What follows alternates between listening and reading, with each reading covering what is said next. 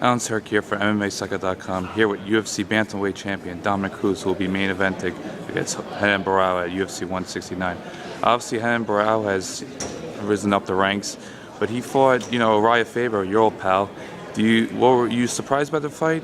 I know it was a year ago, but, he's fought a lot of the same opponents that you fought, like you mentioned before.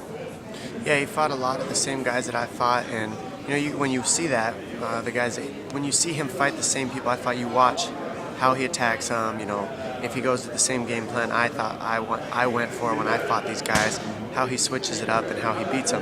Well, the way he beat Faber was he pretty much followed the same format I did. I mean, you just keep the grappling away from Faber, and Faber gets uncomfortable and doesn't really know a way to win in the striking wars unless he knocks you out. Well, if you can't get through the defensive Barao, you're not going to knock him out, and that was the problem with that fight. So, it was a good war, but it just made me want to fight him more. Made me want to fight Barao more. It was because it was such a competitive fight, and the thing is, I was just surprised that he was able to shut down Faber so much. I actually thought Faber was going to be able to win that, and he didn't.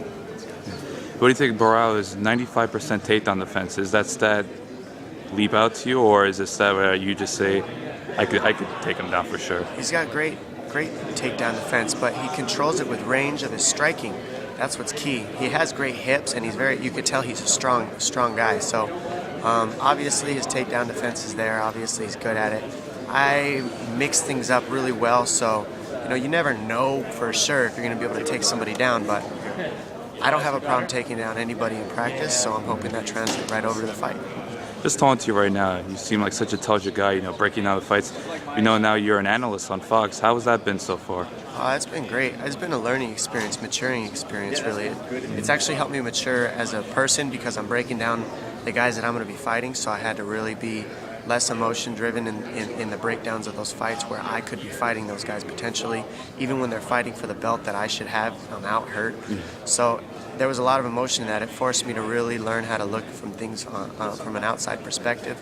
So I learned a lot from it, but at the same time I love doing it. I mean, I'm watching fights, which is what I love doing anyways, and it's really it comes hand in hand as far as I'm concerned.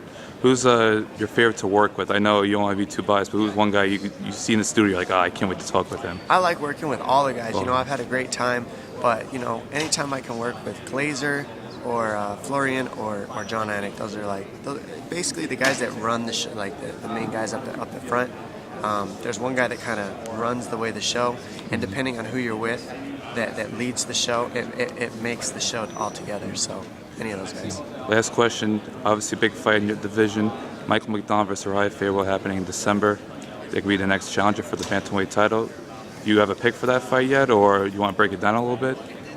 I think that Faber is just a little bit more well-rounded in the sense of experience and knowing how to challenge somebody. So he knows how to conserve in the right spots to save energy so that he can explode and get what he needs to get in order to win the fight. I see his takedowns. I mean, if you look at McDonald's fight, he has a tough time defending any takedowns. He counts on his jiu-jitsu to either stand up or to get the submission in the finish. But if you look at the past of Faber's fights, he's very hard to submit. Nobody really has even come close to submitting him on the ground, whether you're a black belt or not. So I think if McDonald uses his guard to stand up to his feet, he can make it a much more competitive fight with Faber. But if he closes his guard after Faber takes him down and tries to use his jiu-jitsu to get a submission, he's going to get elbowed to death, and I think it's going to be a rough matchup for him. So I give the edge to Faber, but if McDonald can use his guard to stand up and stay striking with Faber, I think McDonald can pull it off. Thank you for your time, Dominic. Thank you.